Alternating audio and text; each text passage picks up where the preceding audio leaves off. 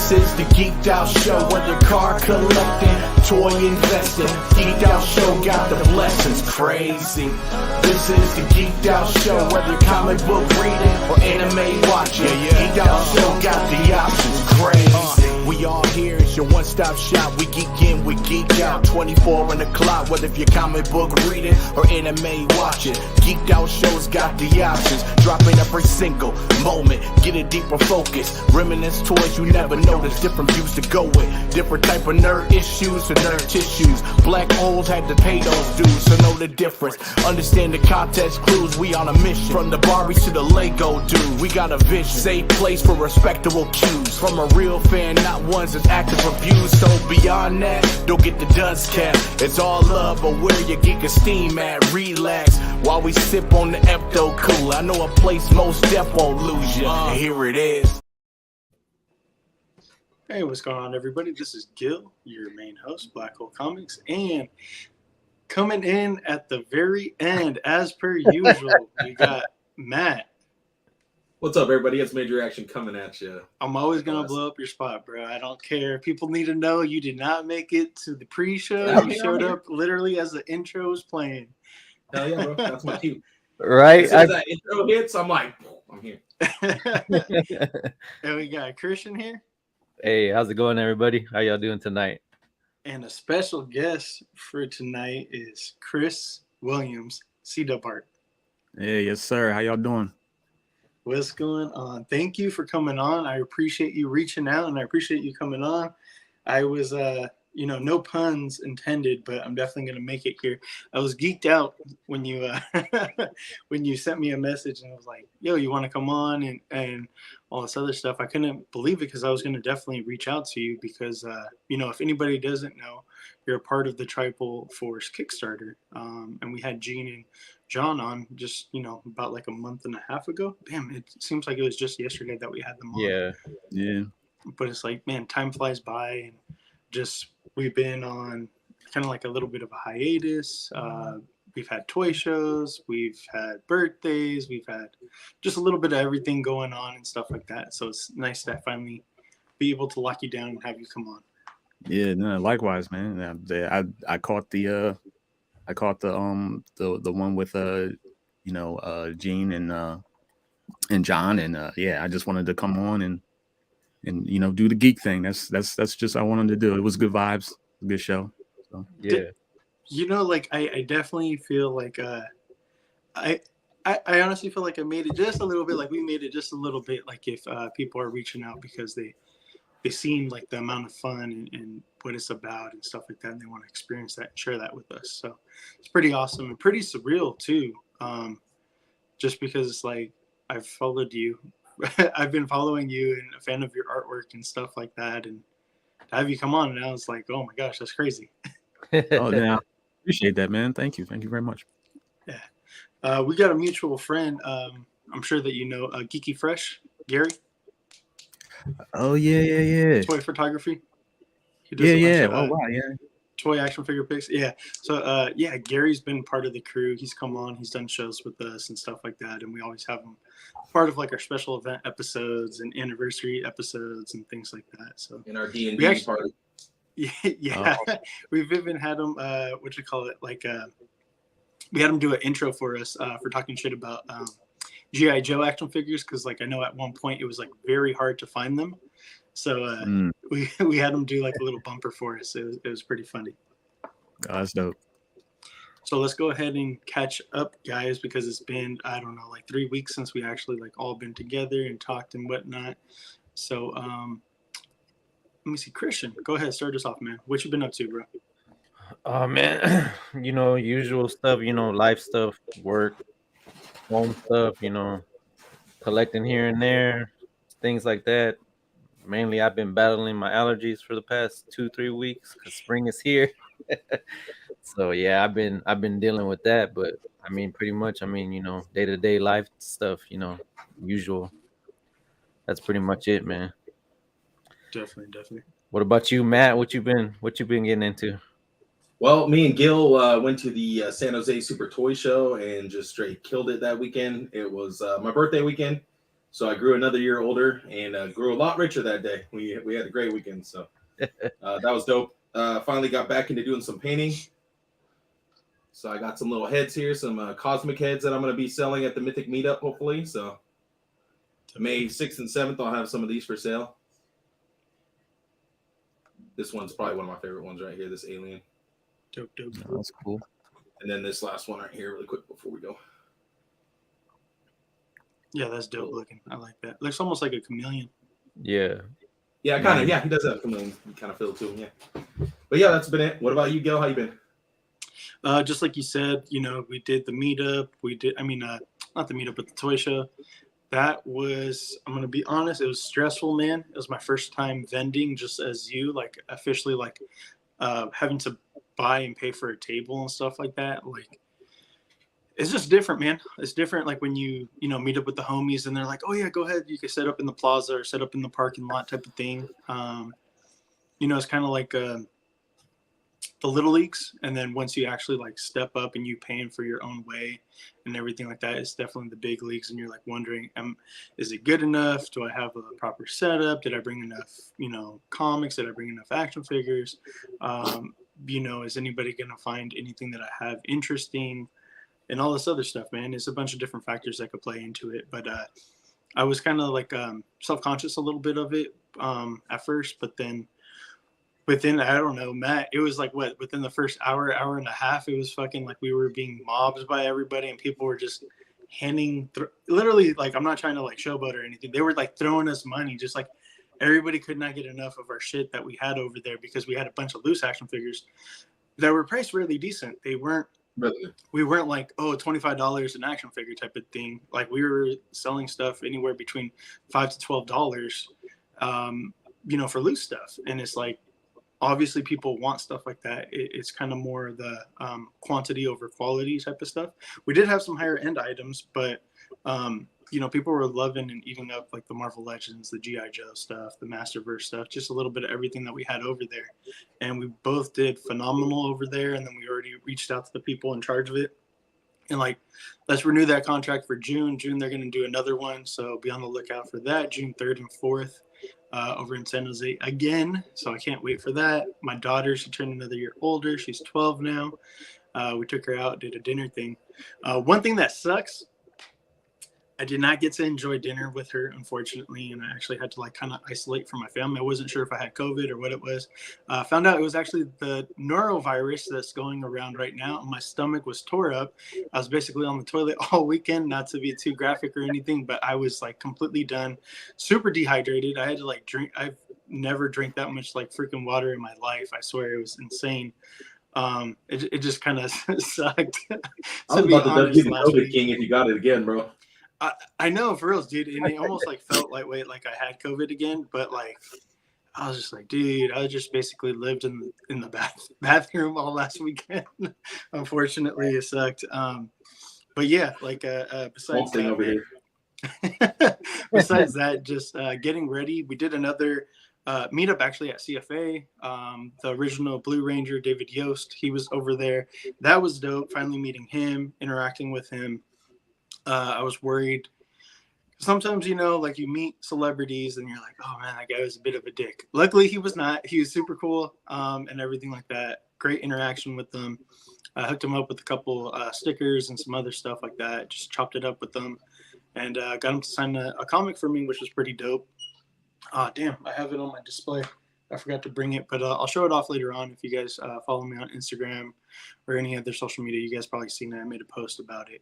But yeah, I mean, it was pretty fucking awesome. Other than that, that's about it. Just work per usual.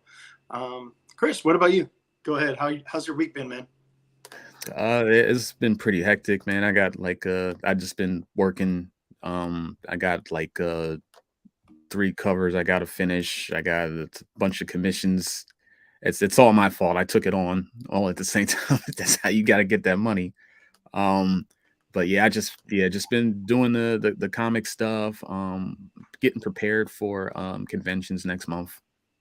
Con season, baby. Oh yeah. It's going down next month. I got 2 next month. Oh, It's like usually I don't like to double up, but they're like at the beginning and end of the month. So that works out a little bit for me there. But yeah, just been doing that. My son just turned 10 months old. Oh shit, Yeah. that's awesome. So, Congrats. yeah, thank you. Yeah. So like, yeah, he's doing his little baby thing. It's an experience. But yeah, other than that, man, I can't complain too much. Just working, and I just need some sleep. I don't know what that is. Have y'all heard of this elusive thing called sleep? Because I have no clue. Hey, soon enough, that kid's gonna have you really awake when he's grabbing things off the second shelf back there, the second toy shelf back there. He's already trying to do it, man. He's already he's like Stretch Armstrong, man. He just grabs anything in his like. It's crazy. I'm sure you know, Gil. Like I'm sure you know what's up.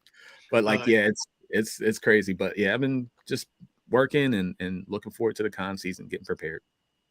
That's what's up. That's awesome. Which cons do you have coming up, if you don't mind? If you know off the top of your head. If you don't, then it's okay. Yeah, I got there's I think it's a new one, Contropolis.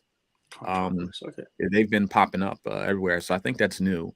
That's at the beginning of May, May 5th to the 7th, I believe, and then at the end of the month, like Geekdom Con. Okay. Yeah, that's it might be a little bit more anime cosplay driven, but it's still centered around comics as well. And that's the 26th to the 28th. So yeah, like got those two, and they're both in the same venue too, which is really cool. Gotcha, And they're both in Philadelphia, Oaks, PA. Okay, got you. You just set up and be like, okay, I'm just gonna leave it here for the rest of the month until the next con comes. that actually sounds partly smart there. I might actually think about doing it. Say, let me just leave my stuff here and just y'all just take care of it. Like, let's give you a few extra dollars on the table. Just keep it all here, so I don't have to come back here again. Set up. Yeah, there you go. The setup and breakdown, man. Like, oh yeah, you don't know what that's all about until you actually do it. And like me and Matt, whew, man, like we were sweating. We were just like, damn, it was like a workout. Yeah, we were pretty quick about it though. We did our shit pretty fast. Like when they had us all leaving and packing up, it was very like they wanted it very specific. Like they were letting some people just take their shit right from their table to their cars, but the rest of us, they were like, oh, you need to have all your stuff packed up and ready by the exit before you can start loading. So it was like we had to get all our shit out there before we could even pull our cars in to start loading. But once we got you need to get the okay to pull your car up to the dock to like load up your vehicle. I'm just like, damn. Oh yeah, having a 2-day con was nice though. Okay, what did you guys set up do? the first day and then break down the next day? So that was cool. We were just selling toys and comics. But what convention or what show was this? It was called San Jose Super Toy Show. It's over here in the Bay Area. Oh, okay. Yeah, they actually do on the bigger side.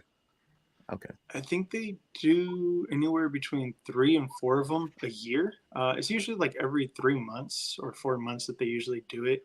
But it's really weird. Like they did it at the end of April. The end of March, beginning of April. Then they're doing it again already 2 months later at the beginning of June. I'm just like, damn, only 2 months in between. I'm like, okay. Yeah. They must be doing okay then. They're trying to beat that August heat. Yeah, right. I'm sure. Well, the reason that we're all here is to put you through the gauntlet of questions that is the geeky background check, just so the listeners and viewers could relate to you a little bit more and get to know you a bit, and really have a feeling of who you are, Chris. So let's go ahead and start it off with, where did it all start? Where did the geekdom start? Was it something that you grew up with as a child, or something that you discovered recently? Yeah, I guess it started pretty early. Like as soon as I really could move a pencil, I was interested in comic books.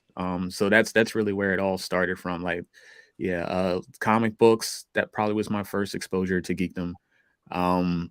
I think like maybe around like 5 or 6, I was making my own comic books on loose leaf paper, or like my mom worked this job where there was like it's probably not that great, but like disposed like medical insurance documents, and I didn't know what this was. I would just draw on the back of them, and then I would staple them together and I would make comics. Yeah, I remember like the first one I did was like a Mega Man comic. Oh, I dope. Yeah, but like it's the Mega Man with the visor because it was the Mega Man from that one cartoon. What was it? Like the Nintendo Power The Hour or Netgear something one? like. Oh, the Power Hour. Okay, Yeah, like so that was my further back. yeah, so that was like my first like kid exposure to Mega Man.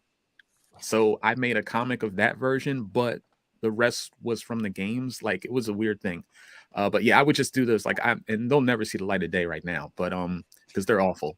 But but they're little time capsules and yeah, like that started early and then I would I think my local bookstores had some contests that my mom entered me into.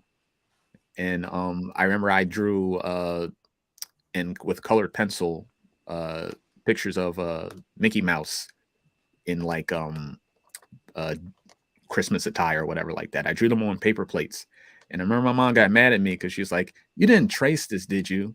Because it looked exactly to her like the source material, but I couldn't have because it was slightly bigger. And so after she felt salty after that, then I was like, "Yeah, I didn't trace." Yeah. And then I won that contest, and that kind of sparked, a little competition in me to get better. And yeah, I've just been drawing ever since, and video games. The rest followed from there.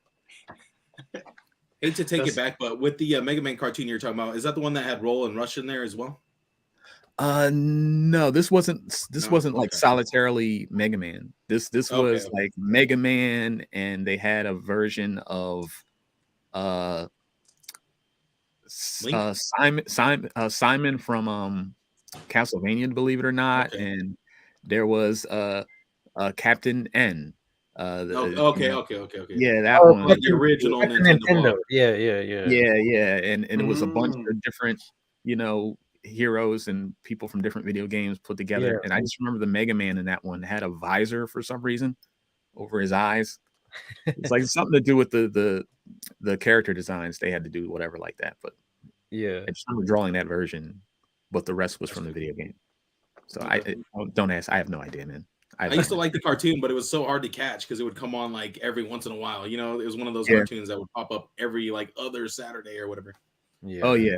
I like that cartoon too, and it's like because I think like some of the animation they outsourced overseas, so it had that anime feel. I remember that. Yeah, it looked good. It was really cool.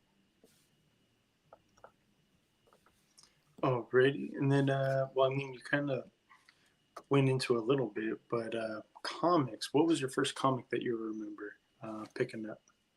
My first comic that I remember. Oh wow. Um, Probably like a random X-Men or something. Pro- Now Spider-Man. it probably was either a Spider-Man or an X-Man. I just remember like when you're younger, and the first thing that you're drawn to with comic books is the art. Yes. So it probably was something Jim Lee. Of course, big in the 90s. Huge. Yeah, I'm a '90s kid, so it probably was Okay, something Jim dope. Lee.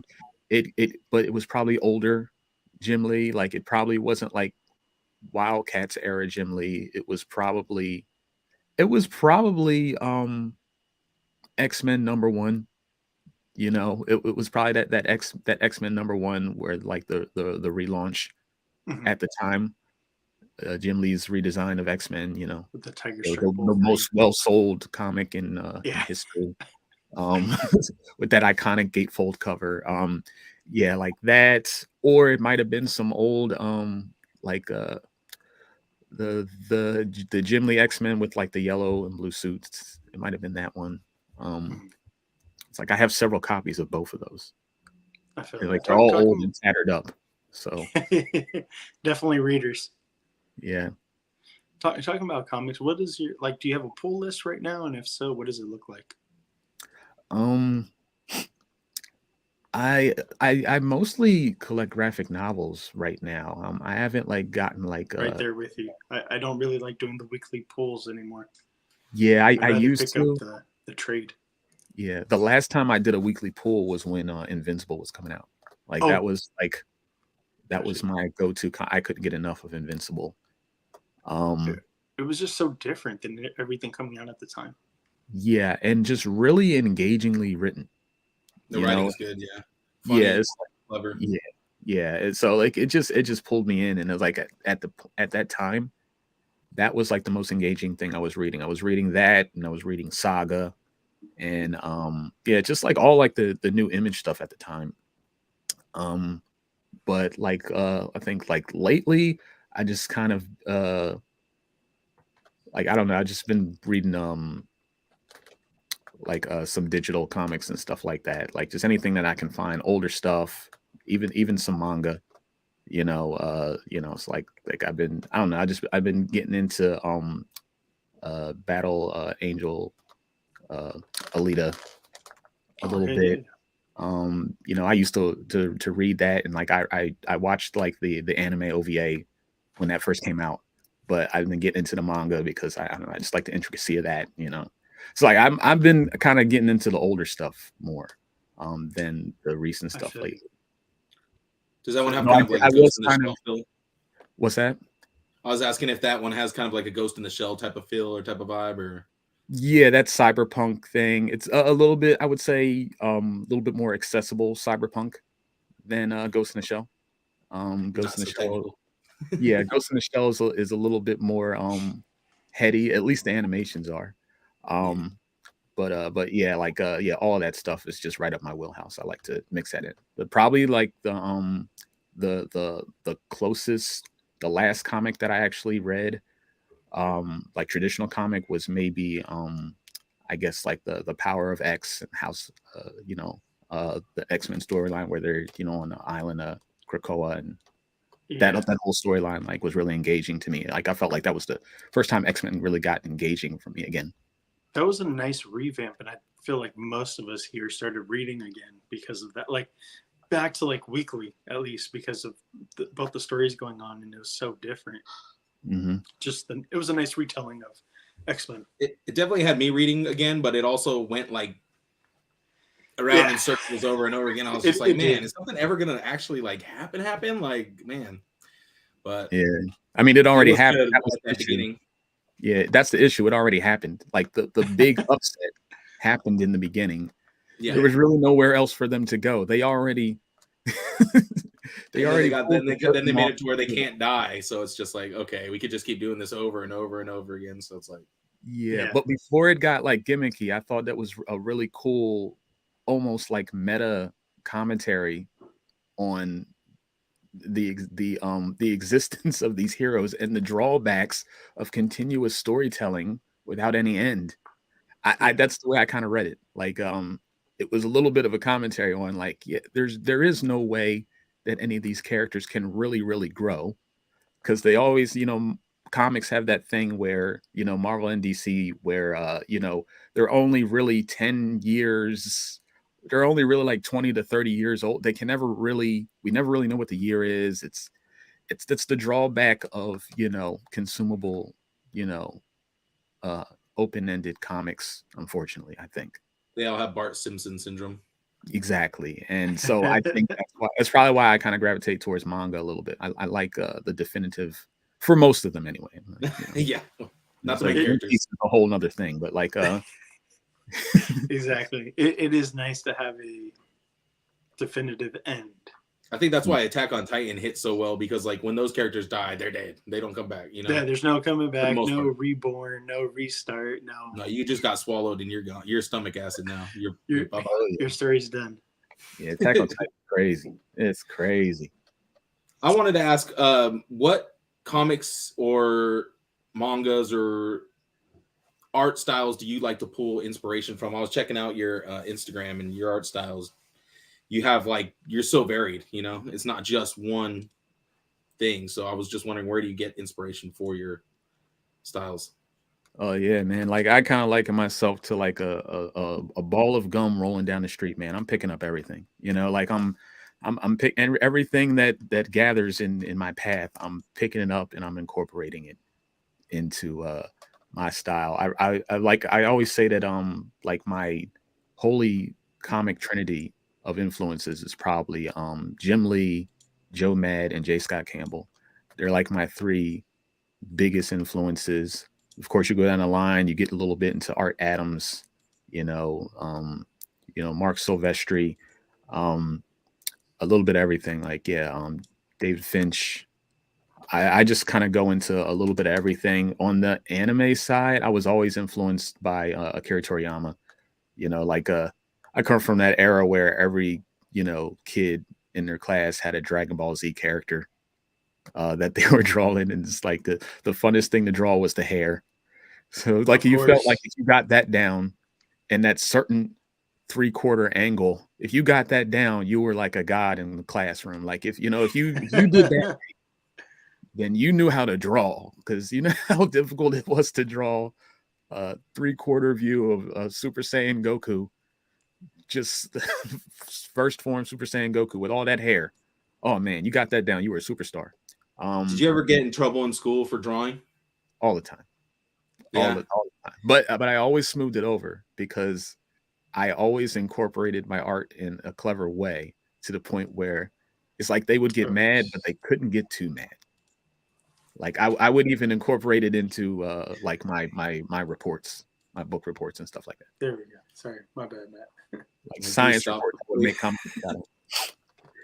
No, because like I remember being in elementary school, and me and my friends used to draw these cars, and we'd make them like twisted metal cars with like machine guns and shit popping out of them, rocket launchers and crap. And one time the principal like brought us up there to the office and was basically like reprimanding us for drawing things with guns and things like that on it. And it was just like such a buzzkill, dude, because we used to love to draw that stuff. Like we used to love to draw and stuff. And then like after that, we couldn't even draw in school anymore. So it kind of like put a damper on our whole art, like of what we were doing at the time.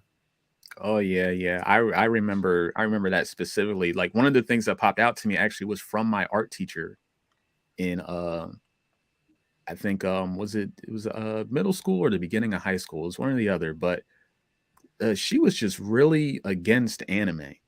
And I remember this was like this wave of like just everybody just being mad at anime. All the teachers I had all the art teachers I had were mad at anime. And I used to like never get it, but one day I finally did get it. I think what they were upset about was the fact that so many people were gravitating towards anime, but they weren't learning the basics. But instead of teaching the students, giving them context, they were just getting upset that this thing was overtaking so much. Like you got to give students context. Like let us know, because we're shade our hair. Yeah, like art students are stubborn. We just want to draw what we want to draw, and we want to get good right now. We don't want to take the time to draw the structure and all that stuff like that. That's why you're a teacher. You teach us that, So you got to get past this fad that everybody was in, and let us all know, hey, no, look, this is great, but what if you drew this anime character with this structure? You could manipulate it more. You could give it more volume and more depth. You could draw a foreshortened fist better. Like nobody was doing that. No one said that to me or any of my friends. And yeah, so I know it's just something I kind of picked up on, like just how this weird resentment of how anime was kind of like sweeping in and taking hold of everybody. Like it was just kind of weird. Yeah, totally. They could have been teaching us how to like light it properly and how to, blend it properly instead of like trying to, just hate on it the whole time. Yeah, don't demonize it. Just, like incorporate it, if anything. Yeah, exactly. So I'm showing off some of Chris's artwork here. Oh yeah, dude. I was looking at it earlier. I was showing my lady too. She was impressed. She was like, "Holy shit!" Usually she don't give a shit about comic books, so the fact that she was like actually Googling over some of the images was like, I was like, yeah, hell yeah. Good. I'll take that as a compliment. Like the Red Riding Hood one, that one. Oh yeah. We got another one. Good. We got another one. That's the goal. It's I want everybody to get sucked in by comics. Like just let's everybody. Man, those panels look amazing. Yeah, your stuff. Yeah, it's beautiful. Yeah, it's. I especially love the tribal force stuff, man. But like, yeah, all your stuff is great. The blend that you did of the Gundam and the Mandalorian, that was sick. That's awesome. I love that. Yeah, that was a fun one. Something new, something different. Do you like mashing characters together? That seems pretty sweet. Definitely, yeah. Like it's a lot more fun to do that, and I think it's better than just drawing like the static you know, version of what you've already seen a million times, especially in that style. Like I like to, I one of the mashups I like more to do is to do a traditional character or whatever style they're in, but in a different style. Yeah. So like drawing an anime version of Superman or drawing a realistic Goku, like that sort of stuff is the type of mashups I really like to do. Yeah. You did a great job with Storm too. I like just the subtle differences between the yellow lightning and the blue lightning. We got some comments over here. All right. Go Trevor. ahead, pull 'em up. What's up, Trevor? Amazing work. Love seeing it. Yes. Blue line work. Yes. Love it. Yeah, We got Heath over here. My boy Heath. What's up, Heath? Rack Attack? What's that? Rack Attack. Oh, Rack Attack? All the racks? Yes. I love the sketch cards that you did, like with JoJo and everything else. Eraser, Aaron. Yeah, speaking of which, That's awesome. Look at that realism. Look like a photo. oh yeah, that's my best work right there. Look at that.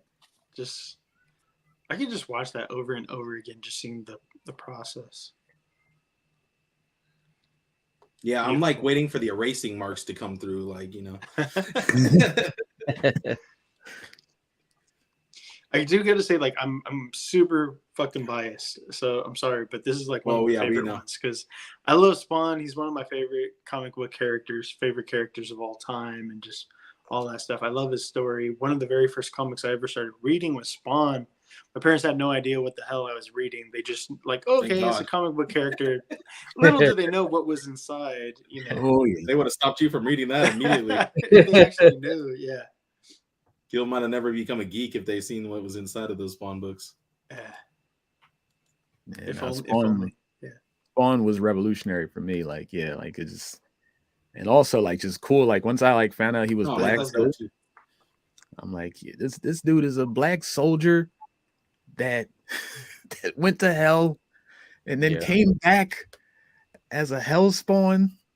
Lost his memory. He had like all the best qualities of all my favorite heroes. He was like Doctor Strange, Venom, Wolverine.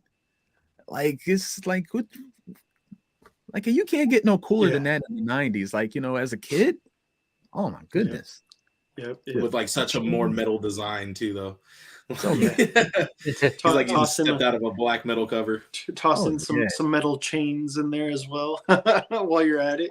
You know, and that's pretty awesome. So that's what you use. You use the two McFarlane figures to create the actual art piece that you did, the actual piece. So you use this for reference, the action figures. Oh yeah. That's one thing I like to do, and like I'm really slacking on it. I need to do more of it, but like I have a YouTube channel where I'll do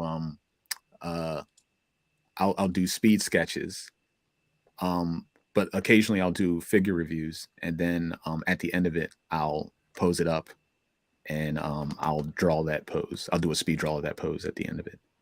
So this was one of those. Bro. Talk about a thumbnail worthy, like, you know, right?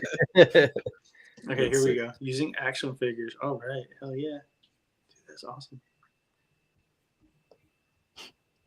Nobody knows this, but Chris actually sent me this in the mail. I'm gonna hang it up. No, that's so what do you use when you first start out, that blue layer? What are you using for that blue layer that you're putting down? That's a non-photo blue pencil. Like, so basically like the function of that is like in drafting, you would you draw that, and when you Xerox it, it doesn't show up.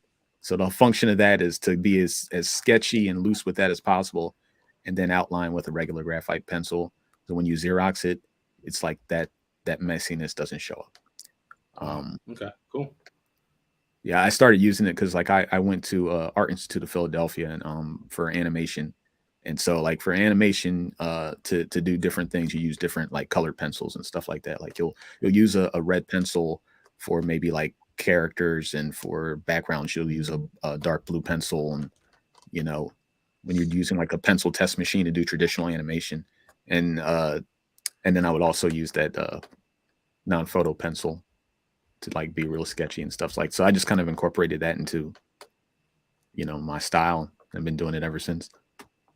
It's kind of cool because as you're going along, it almost gives it this kind of 3D effect, as to the eyes when you're watching you as you're stenciling it in. It's like, damn, that's trippy as hell, dude. Like, I don't know, it makes it just like fun to watch. Yeah, I've been told that before too. Like, yeah, now it's just my Okay, so I'm not just a weirdo then. Okay, good, thank you. No. What's up, Omar? How's it going, dude? Let's go back to the at work but listening. Nice, thank you, Omar. Appreciate it.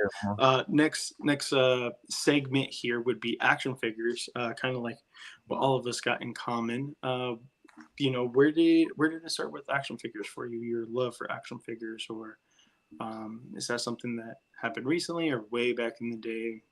Like in the 90s. The golden era, I would say, like the 80s and the 90s, it was the golden era of action figures, where I started becoming more than just 5 points of articulation. Right. Yeah, way back in the day.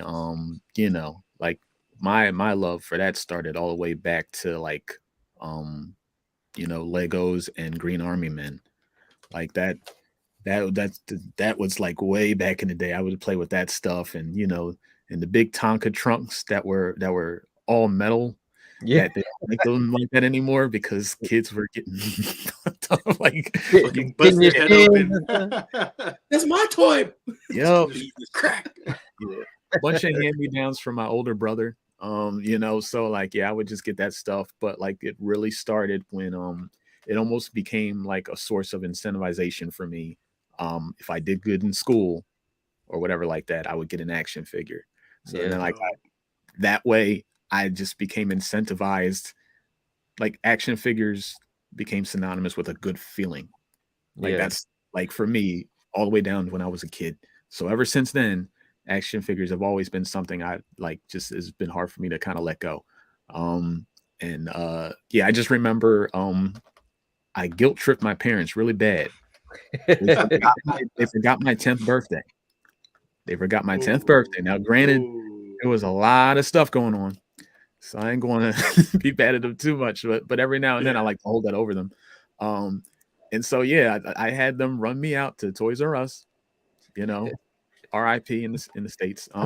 Right. I had to run me out to Toys R Us, and I remember, I got a Wolverine action figure. I got the where it was just the 5 points line, like was that Toy Biz early on, with like what Marvel's kind of Toy Biz. with what Marvel's kind of like aping the retro packaging and stuff like that. But like I remember it was the Weapon X Wolverine. I remember that, like picking that one up, and then I think I might have got a Cable, which I remember really like, because that one was like really hard to find at the time. Like I was collecting those that early, like all those. Like I have no idea where those are now, but but I remember that one, and I think I think like the only one that I may still have is this Wolverine. He's like, I don't know, he's half naked, but he's got the black trunks. He had like black eye makeup on, and he's got these black tiger stripes all over his body. I don't know what that one is, but it was just one of those variant Wolverines that never showed up anywhere. It was just the one where he busts out of the lab or whatever like that, right? Dollar Tree Wolverine. Yeah. I don't know. It's more like I think it's the one where he's got like the teeth necklace. It's not like the brown Shi'ar, like Savage Land or something. It was kind of like that, but he was just all skin with black tiger stripes all over his skin. He had this bone tooth necklace, and he had the bone tooth things around his gloves, and he didn't have a mask on. Like I still have. If they'll ever give us that version, like right, Hasbro. Yeah. I don't know. There's so many versions that they could give us. That's the thing. It's like, oh man, like characters like Wolverine, like there's so many different versions. Like just they could give us just as many Spider-Man and Iron Mans. Just they could give us like 100 different versions of Wolverine. Like you're saying, one of my favorite Wolverines from back in the day was the brown suit Wolverine with the claws that would come in and out of his. Dude, that was dope. Oh, yeah. And then he had the mask that was a ring. You could wear it as a ring. That was one of my first. Ring. That was one of my first ones. Yeah. And then the Deadpool with the little knife that would go in and out of his little hand and stuff. Those things would break apart though. Like the arms would come unglued and just snap apart and stuff. Like those things they were not made to last. And the Cyclops with the which I never understood, was that Cyclops. I think he had like the X Factor Jacket. white and blue White and blue. suit, but that wasn't the suit that he was wearing with that line. It's like they just made him. They just put that on there because like all the other suits, I don't like. I just remember that like I was like, what is this? Like I wasn't used to seeing Cyclops like that because that toy line was made popular by the cartoon, and I'm like, why does Cyclops look like this? That's what I kept saying to myself as a kid. What episode was that? Yeah. So I read old comic books. I'm like, oh. But even then I was like, no, this suit is blue. Yeah. This suit is all blue and yellow. Like, where is this white one coming from? I hadn't read X Factor then. I didn't know what was going on. These stupid suits. I was used to Cyclops having the 90s hair out with the, I was used to him. That's my favorite look for him. I'm sorry, just out of like Astonishing, Uncanny, Ultimates, everything. I feel like none of the other suits give him justice. Like, why was he always the only 90s. one who wore the all the way covered head suit like that? That was like just a weird, that was just a weird choice to begin with. I think it was a carryover from his original suit, and because he was the first student, right? So I think that was always a carryover from his from the original X-Men suit with the skull cap that they all wore at the time. They all had the Scully on, right? And like even Jean Grey is Marvel Girl. They all had the Scully on, but then the suits evolved, and that actually just gave me an awesome idea for you to draw. Oh, what's that? X-Men in pajamas, but they're like their suits. Oh, but they're pajamas. Bro, like onesies, like they're all like onesies with their little hats and stuff. Like, dude, that'd be dope. The whole series of those. They all like I could like redo that pool That'd be scene. sick. I could redo that pool scene where they're all chilling in pajamas. God, they could be having a pillow fight. You know what's funny is like that would not fly now. Like that was such a '90s thing. That would not fly now because like you see. As long as you don't make it too sexy, it'll be all right. Well, yeah, that's the way that they're drawn. Like now you cannot. As long as you don't go Street Fighter mode with it, you'll be good. The barometer for that is so off the charts, right? Like it's so like varied and like you can't even really catch where the line is with that. There'd be something wrong with it regardless, So why's he got the butt flap? Why do you have to draw the butt flap on him? Flap? Jesus. The remedy is always like make the men as sexy as the women. To me, that's the remedy. It's like absolutely everybody needs to be double caked up, like just everybody. You can get people to shut up. Like everybody's got to have kids. Because then you can't argue it. Yeah. Spoken like a true Scott J. Campbell right there.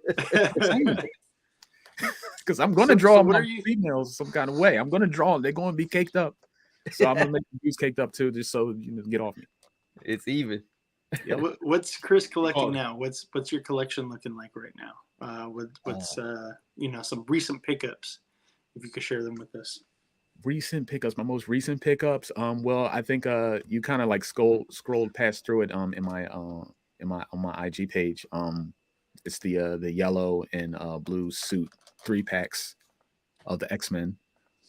Waiting on the second one. I got a bunch of stuff. I got the I got the Galactus HasLab. I still haven't opened it. It's just sitting over there. I feel like that's a lot of people because I feel like a lot of people have that and they're just like, I haven't opened it yet.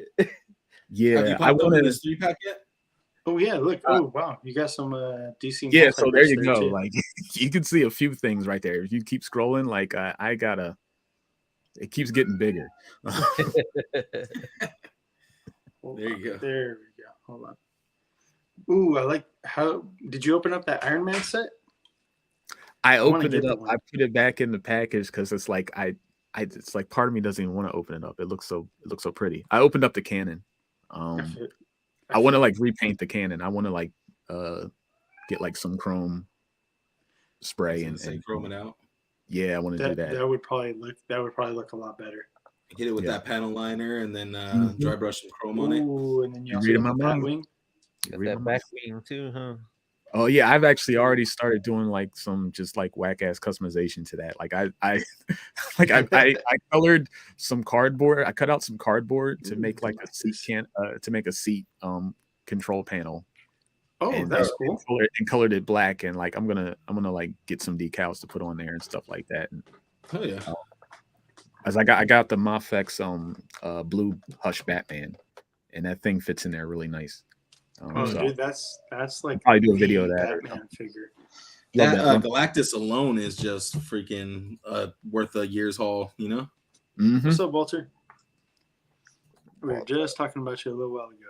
We hung out with you over at the toy show. Let me see. Guys, do you guys have anything that you want to talk about as far as like pickups? I know that we haven't shared pickups for a while, so actual pickups. I got in a giveaway prize from Toy Culprits, aka Colin. Oh, okay. I got a Gladiator Legion builder. So dope. Sweet. Mythic Legion's Gladiator Legion builder. So my first one. Love it. Has that dope skull pauldron. So the skull face on the pauldron there, and then that kind of Calavius style helmet. So pretty dope. Nice, nice. Christian, what about you, bro? Yeah, I got a couple things. I got in on that Empire Toy Shop mystery box, and I got this dude. I forgot what the heck his name is. Okados? Yeah. It's Okados. Yeah. Yeah. Yes. The It's Motu inspired one. Web store. Yeah, tribute. there we go. Yeah. So Webster, I got that. I remember Yeah, that show. that's what I got, and then I picked up this dude the other day. Who's The that? It's a Ultimate Warrior, but it's when he first started. He's a Dingo Warrior. He has the Ultimate Warrior head in there too, though. Oh, okay, got you. Yeah, so I picked that up because I don't know. Sweet, I like the Ultimate Warrior. Yeah, I think I actually remember watching wrestling back then when he was looking like that. Yeah. I made a character based off Ultimate Warrior. Like he was my favorite. Did you? So yeah, yeah. Like I can't say nothing about it because it's tied to my comic that I make. But yeah, like it's cool. Actually, once I want to show off something to you guys real quick. All right. Oh, okay. Ooh, all right. Okay. Little exclusive here. Little sneak peek. Geek Out Show exclusive coming up. It's something. Yeah. So I suddenly became like really interested in customs. Oh. And, so I got some customs done. So like I have a comic series called Summons. Mm-hmm. And so like I got this is a custom figure of one of the characters. Oh, that's Nice. awesome. That looks Wow. The articulated face. kick-ass. You know, he's got That looks great. What is that? A base of Marvel Legends? Made this from is a Marvel Legends. Okay. Yeah. Hyperion body. I want to say Hyperion. Yeah. It might be. Yeah, it looks like that. But That yeah, looks just great. yeah, like even this comes off, this hood. Well, I'm not going to take it off because I don't want to mess Yeah, it up. don't break it. Anytime we try doing something like that live, something breaks. So don't even try. There's another What's up, Kev? figure from my comic. Oh, Whoa. He's a detective. His name is John Farrell. He turns into a werewolf. So he's got Dude, that I werewolf arm. I looked kind of like that when I was like 12 or 13. dude, you need like- interchangeable werewolf head now. Oh yeah. This arm is actually interchangeable too. Dude, Oh, nice. that's That's awesome. what's up, dude. Yeah. So What's like up, that. Kevin? Kid, what's up? What's up, Augie? Where's Augie, Let's what's just up, bro? want to How you stop doing? by. Thank you for making Long it to time a no see, live dude. show finally. Thank you, Augie. And this is like Oh, on nice, the dude. main characters. Her name is Christine Helios. That looks Oh, wow. fucking awesome. Dude, Yeah, that those are fucking phenomenal. Who was the customizer that made these for you? Yeah, I was It's gonna like- ask the same thing. Yeah, the first two, they were made by a customizer named Rex Barja. Oh yeah, I know Rex. okay. Oh yeah. Yeah, and this one was made by I'm gonna try and pull up his name because I will butcher it. I'm sorry to put you on the spot like that. My that, bad. that one right there, that reminds me of a Lollipop Chainsaw almost, dude. Yo, Like, for with the real, it jerseys, does, huh? Right? You got that too? Yeah, definitely got those vibes. But those colors are bright and vibrant and not Yeah. grimy at all. They look That anime you know, face is great. beautiful, dude. Yeah, I think this head was taken from a I think there were some like some Disney I forget like Disney, Magic Toy Box figures or something like that. They have okay, like the stylized looking heads. Really? yeah, and the way he retrofitted this thing, it was perfect. It's perfect, and I almost thought it was like a Fortnite female figure, like the face at least. yeah, I don't have That's I don't crazy. have the comic on me like now, but like this is my business card, and this is the character. Yeah, Oh, sick, dude. I have her So on the he nailed thumbnail. it. Yeah, Yeah, looks I great. think he did. It's so good, and there's like a Sure. specific image that I drew, and he literally went through for that verbatim, and like it just came out sick. Damn, Like, the dude. way the Like hair swipes and everything, like translated it to figure form perfectly. Like shit. can't complain, man. I can't For complain. for anybody that wanted to hop on your comic, is there a way to get the back issues? Yeah. So I got 2 issues right now. You can go to cdubart.com, and it's literally just my name and .com.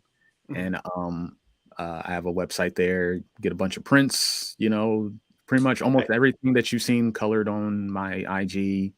You can get most of that there. You can get the comics there. I also have a bunch of comics that I've like drawn the covers for, that I got comps for, that I sign everything. So a lot of exclusive stuff there.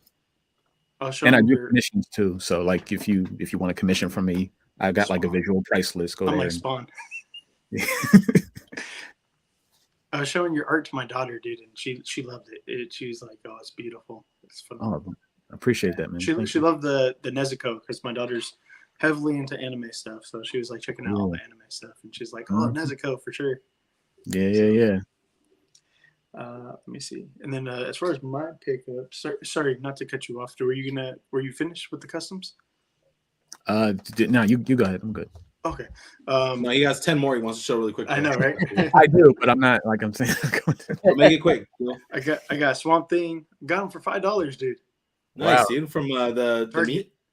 No, Oh, from cool. Target. I guess like it was Is there more than one that or they what, found bro? in the.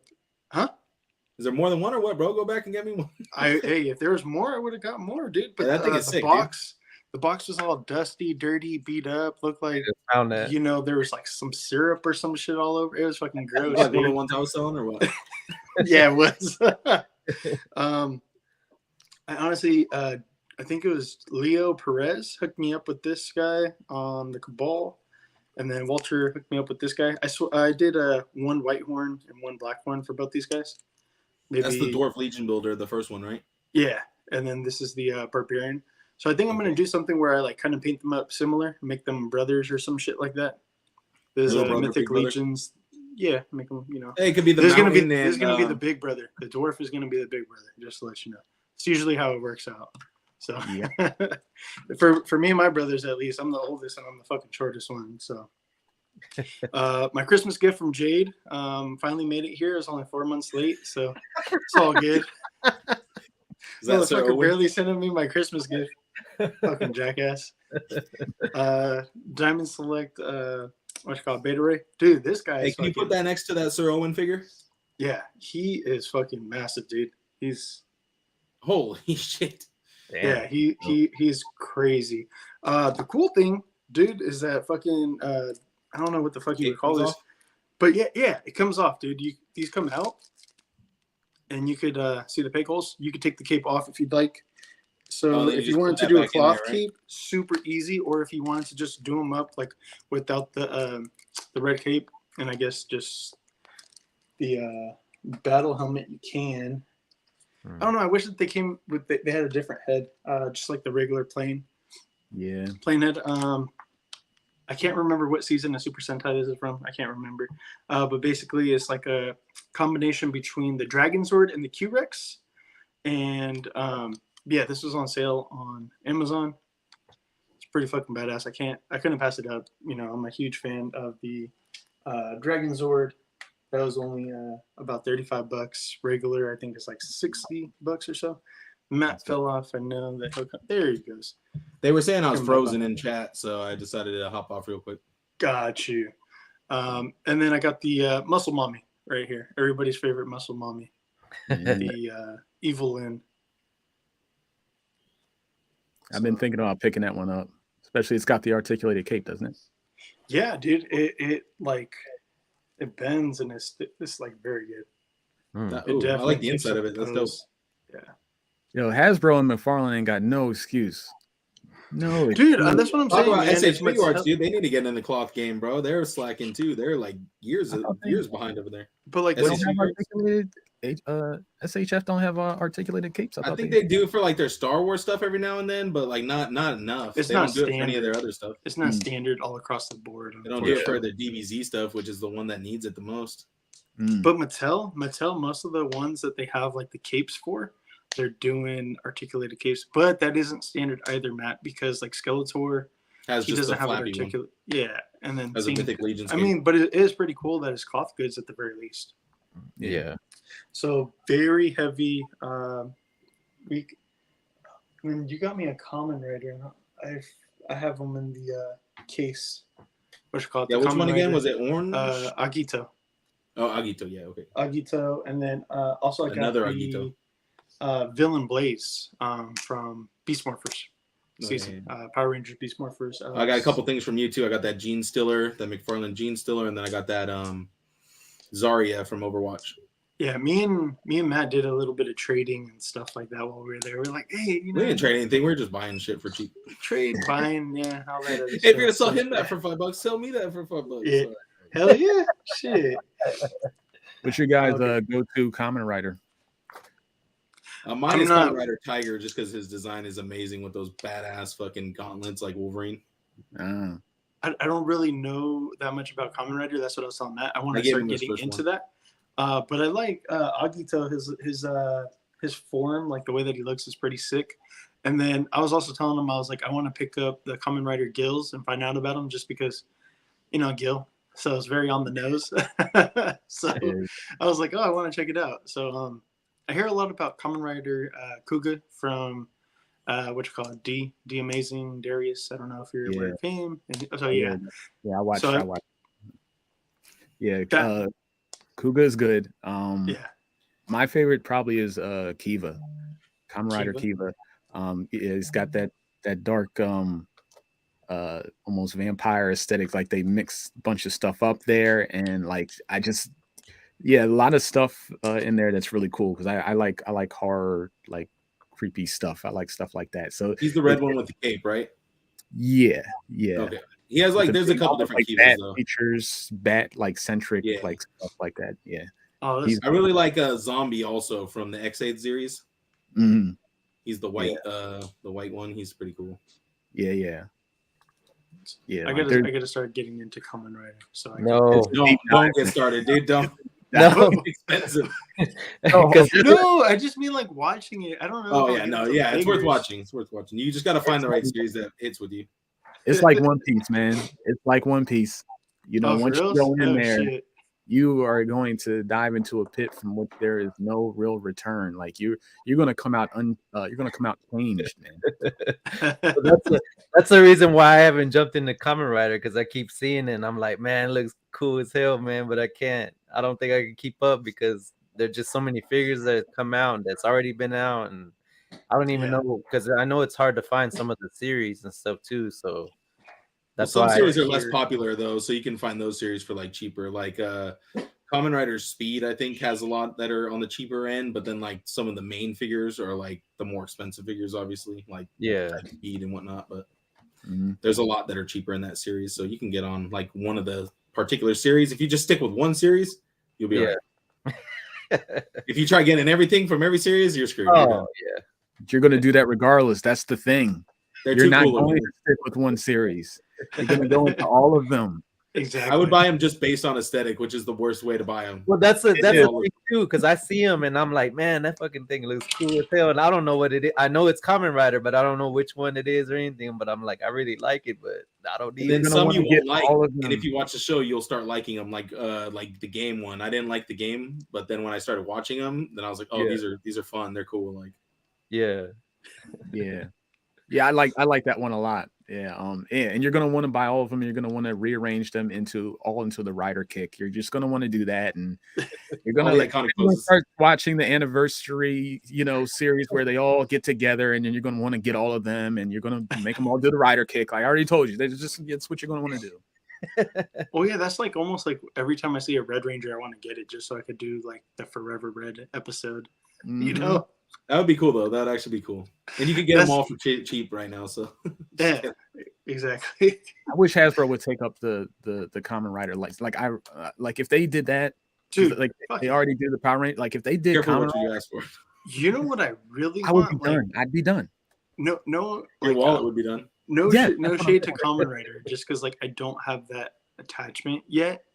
Like I said, I'm looking into it. But Beetleborgs, man, I'm sorry, dude. Like if they did Beetleborgs, oh my god, man, SHV Cars it'd did be a some wrap. back in the day. Yeah, they did, but like They're those pricey. figures are like 200 plus right now. The blue one is 200 and some change, and then the And I was looking at more 2-pack. like 130 each, which was at the time like I was like, nah. Yeah, no, right. I just looked it up, and then the because I was like looking every now and then I look it up, and then the 2-pack with the green and the red, that's 300 and some change. So just roughly And the with Black all Beetleborg is three. like 250 or something crazy. I'm not even gonna attempt to go into those. I was just talking about the main three. The main three is like 500 to 600 for just Yeah, the three. I'm look, just like, fuck. Look at it. Just Hasbro, please. Hasbro, please. Yes, Augustine. Beetleborgs, please. Yes, see. Or I love SHV that. Cars just re-release them like they've been re-releasing If they everything else. reissued them, I'd be down with that. I would totally be down with that. Mm. Got to vote for it. I wonder Yeah. if enough people would be down for it though to justify them. I don't think the first one sold very well, and that's probably why they're so expensive. Yeah. Probably. But anyways, next subject is anime. We're still on anime shit. I know we just spent like an hour on toys alone. What was your first introduction to anime? Probably something that I shouldn't have been watching. Probably probably like probably like Akira. Or people first. yeah, or Ghost in the Shell, or Battle Angel. Like it was probably one of those that was my first, just stuff I shouldn't have been seeing. And then and that was because like I was watching that, and then when Dragon Ball Z came on, like I had no, it took me a while to make the connection that was anime, in the same vein, because all the anime that I was used to consuming was like movie or OVA type stuff. Yes. I hadn't really consumed too many series, so serialized anime is, different than OVAs. It's like the quality and all that stuff is different. So I first consumed movies, and that's really like got me into it, and it's like that influenced my style a lot too, just because like even if you look at J. Scott Campbell's stuff, like he was definitely influenced by anime. For sure. That's why his eyes are so expressive. That's why there's like a lot of manga-esque elements to certain armor pieces and certain stuff like that, and the proportions and all that stuff. And so like that I really gravitated towards.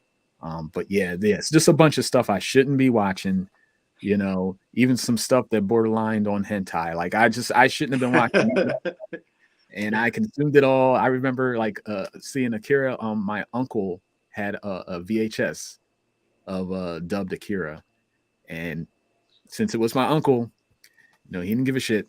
So I was a kid. I put that on, like, oh, what? Blew my mind, and I've been in love with anime ever since.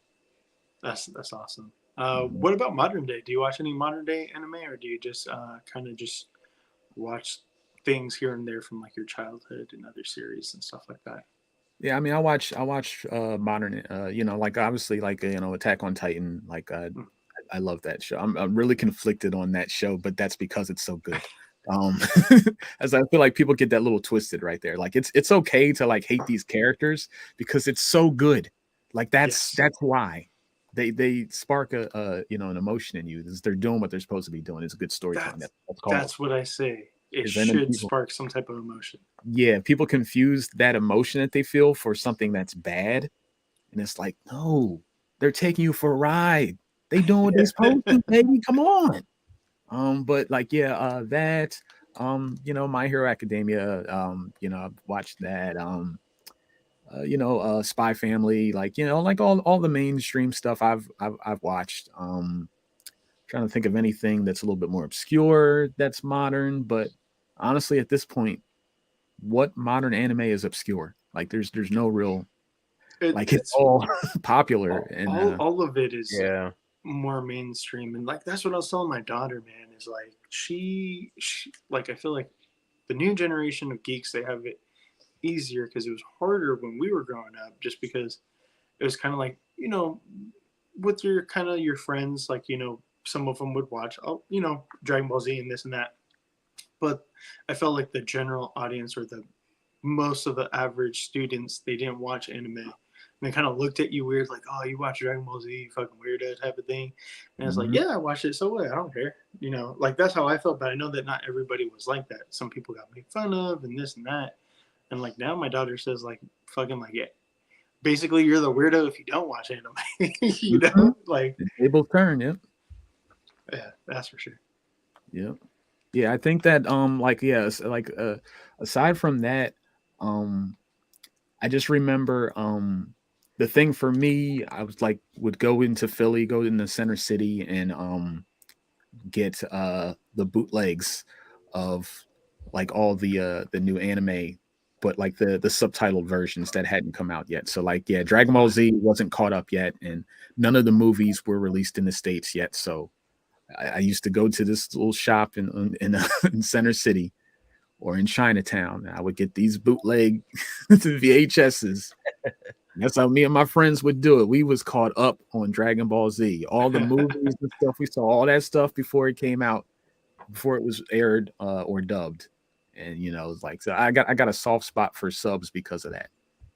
Because it was kind of part of this, like, you know, like we weren't really supposed to be doing this or seeing this yet, or like this is that new, like these those new Air Forces that ain't came out yet, that ain't that aren't street dated yet. Like it's that sort of thing. Yeah, Like the general public doesn't have it. yeah. So it almost it became an event, you know, and it's like I think that's the something that I kind of miss about anime. Like just it had that underground feel and it was an event. It felt a little different, a little dangerous. Now it is definitely more mainstream, and so I feel like there's an edge that's been lost a little bit. The That might one just be thing I could say about modern that's a little bit different, I mean, it's kind of cool now, like the Demon Slayer event that they did for episode 1, since it was like a super long episode, it was like 50 minutes or whatever. yeah, So if yeah. you got in and watched that, I think you got it, you got to see it 3 weeks before everybody else if you watched it in theaters. And they were Mm. sub and dub. So I mean that's kind of cool, but like I get what you mean. Is like 2 or 3 weeks as opposed to like months and or possibly like a year before anybody else watched it. You know. Yeah, yeah. But that's just me, my personal thing. That's like the way we kind of tend to feel about everything, right? Even music and stuff like that. It's like it's our dirty little secret, but once it becomes, you know, mainstream and out there, all of a sudden something's different. Like that just comes with getting older, I think. So that's why Yeah. I sure. don't begrudge anything modern at all. No. Because it happens with our parents, it's going to happen with us. Like it's just the way it is. So like I Yeah. embrace it because of Back that. in my day, no. Getting there. It's getting I catch myself saying that to my kids. I'm just like, oh god, I'm old. oh, just kill me. Don't I don't ever want to say that to my son. Oh no. Oh, it's coming. That's what I'm saying. It's coming. Oh, but, I'm already there. I'm already there, Chris, with my kids. You know, I got a 14 about to be 15-year-old, and then I have a 12-year-old. So yeah. I found myself saying it a couple of times. Back in my day, I'm just like, oh Yep. gosh, oh gosh. I look at my wife and I'm like, fuck, we're the old people now. That's the way it goes.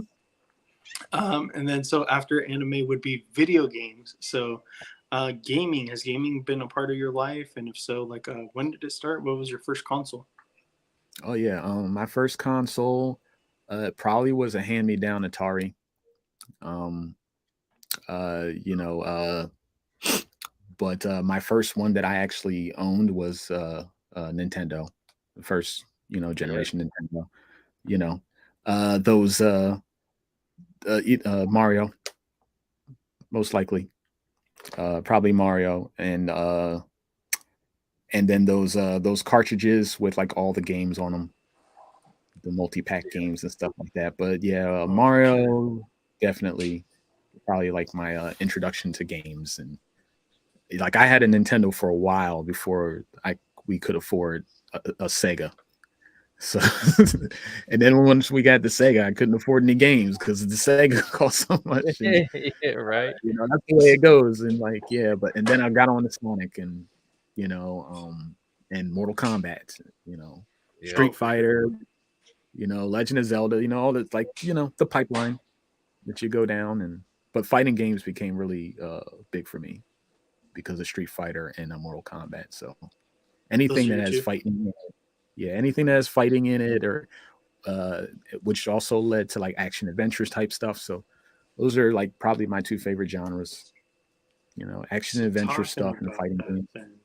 Are you pumped for Street Fighter 6 and Mortal Kombat 12? Oh yeah, I'm on both of them. I can't wait. I'm on that too. I can't. Oh, you're okay. So you are because some people aren't into Tekken. They're like, nah, fuck that. That's more new generation stuff. Oh, sleep on Tekken. What you mean? I like Tekken. The trailers. It's fucking awesome. They're all different. We were playing them, or these guys were playing them a couple weeks back. But dude, I'm ready. I'm pumped, and I like the new mechanics and the I can't remember the system that they call it. I think it's the heating system. Where it seems like you get to build up energy and then like you kind of like start like being engulfed in like some type of steam or like electricity. Like it's kind of different for each character. Yeah, it's pretty awesome. I was just like, this is dope. Something different. Yeah. So I actually would. No, I haven't played it, but like I'm just saying like as soon as it comes out, like I'm getting that day one. For sure. You played it or what? No. Just there's Just from the gameplay. Oh, okay. Yeah.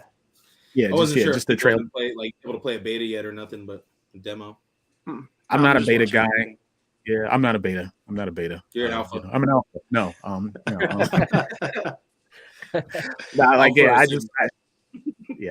I like have terrible timing with the beta stuff, so I just stopped trying. I just wait for it to come out. Like I'm patient.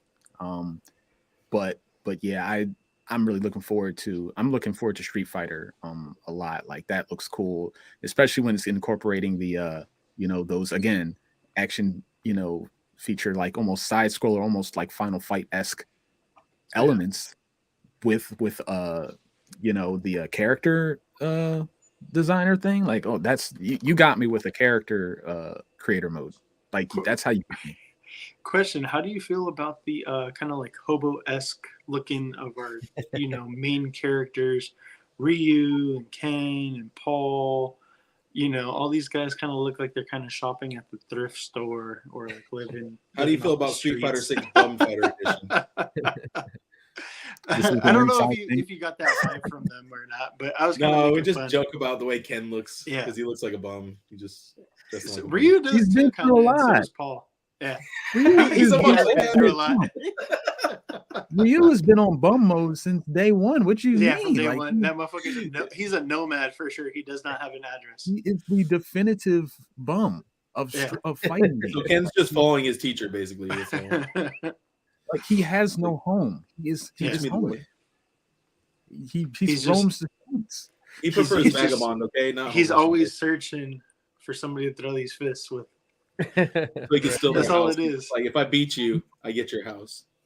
You remember at the end of Pulp Fiction where Samuel Jackson's character Jules he says I'm gonna stop being a hitman. I'm just gonna walk the earth. Yeah, that's real. That's what it is. For sure. Walking the earth, just like looking for whoever got hands. That's what he do. No job, security, nothing. Like he's fine with it. Like we should all be so lucky. We should all be. He has a dark past. He has to run away from it. Yeah, but it don't seem to bother him. I mean, it just he's in the same every game. Like he don't seem to be bothered. For sure. Now talking about you said action and adventure. What's like some of your favorite action and adventure games? I mean, as far as like JRPG stuff, Final Fantasy, obviously, Final Fantasy 7 is the big one. Like there's like the Star Ocean series. I was into that a lot. I love like right now my big go-to right now I keep going back and forth to is DCUO Online. Okay. Yeah, like that's like my big MMO that I love playing because that's got the character creation and even though the gameplay can get kind of stagnant, but when you're playing with people and you got a crew and you go in there, the traditional MMO experience, you put on your headset, y'all go out and y'all do raids or whatever like that. That's a lot of fun. And I make a lot of characters. Like I made my summons characters in there. I make a lot of anime characters, big Devilman fans. I got a Devilman character and all that stuff. And Oh, hell yeah. I made a Guyver. Yeah, I made a Guyver character. Like I'd be going off with those character creations. Hell yeah. That's my thing. Like I love designing characters. So like you give me a character creation and anything. Like that's why I love Soul Calibur. Soul Calibur is probably like my favorite fighting game. Okay. Gotcha. Yeah, like you don't want to see me. You don't want to see me in Soul Calibur. Like that's the only one I can really say that about. Like who's your character though? Mitsurugi, Taki. Okay, Taki. All right, I could get down. Kilik. As long as you don't say killing, we're good. No, who'd you just say? Kilik. Yeah, I fucking hate that guy. No. That's my one weakness. Is that motherfucker with that staff, bro. That's the only guy. Mad at me. I'm not a huge fan of Soul Calibur. He's cheap. I don't know. I never grew on me, so I'm just like, eh. You just got to play a couple rounds. That's all. You got to really like. The only time I liked it is when they had Spawn in there. I was just like, okay, cool, hell yeah. You ain't even really played it then, man. Like that's been so long not really. ago. No, I mean I haven't really. See, I used to play that in the arcade. We used to have that arcade at my work where I worked, and me and my buddy, whenever there was nobody there, we would just go to town and just play that shit all day long. Which would be for like hours because there would be nobody coming in, so we would just be playing that shit. Guild needs a tournament. Like you gotta have a tournament. Like that's all. You gotta get the crew over. You gotta have a tournament. That's what you have to do. Well, we gotta meet up in the Bay Area because I'm sure they got an arcade there and we can play there. Yeah, 2-3 games max for the day, and we rotate, and that's what you do. I'll give it a try. I'll give it a try. Whenever aren't they going to come out with the game pretty soon or something like that? So whenever they come out with it, like I'll get my brothers and we'll try to play or something like that. I don't know. I haven't heard of them coming out with anything new anytime soon. Yeah, they're focused on Tekken, and because that's Namco.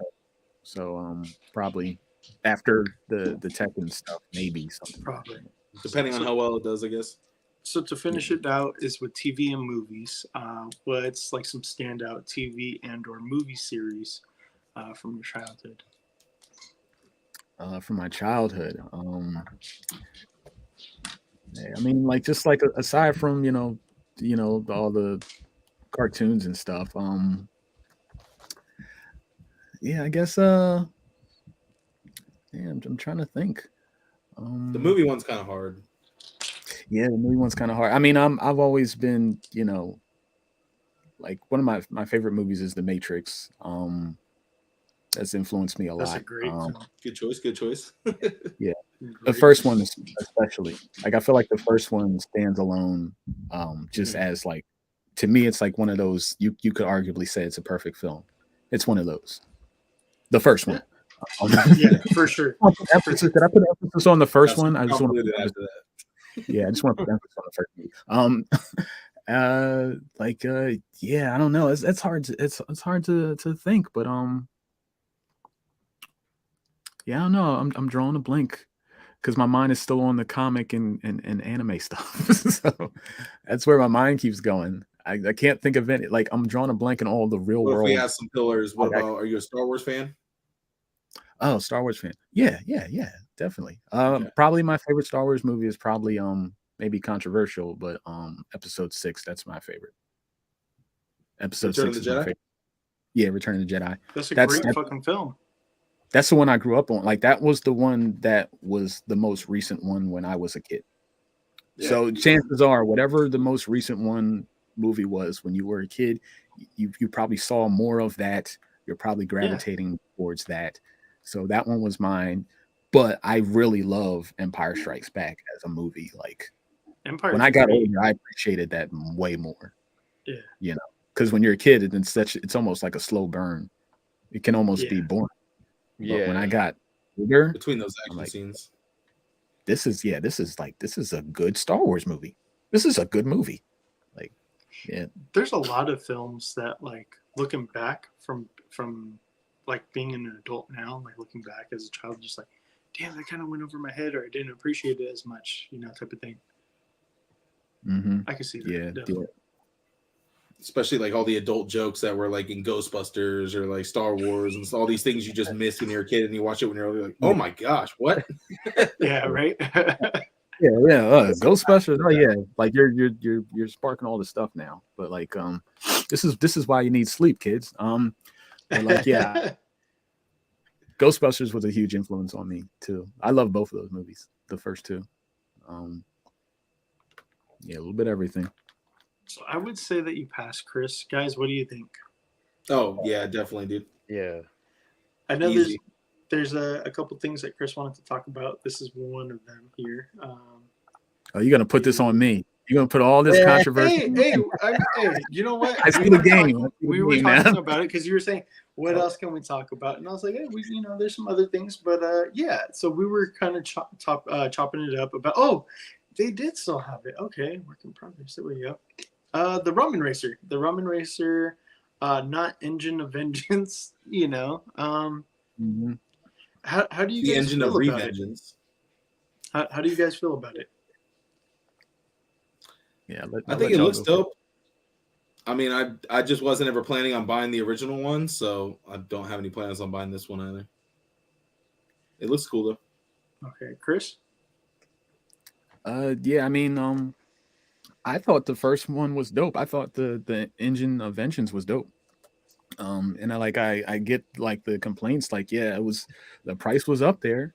It was $350, but to me, like I felt like I didn't really have any room to talk. I bought the Galactus. The Galactus was $400, Yep. and like some people may say it's apples to oranges here, but like it's a 1/12 scale vehicle. We don't have a lot of them for our 6-inch figures.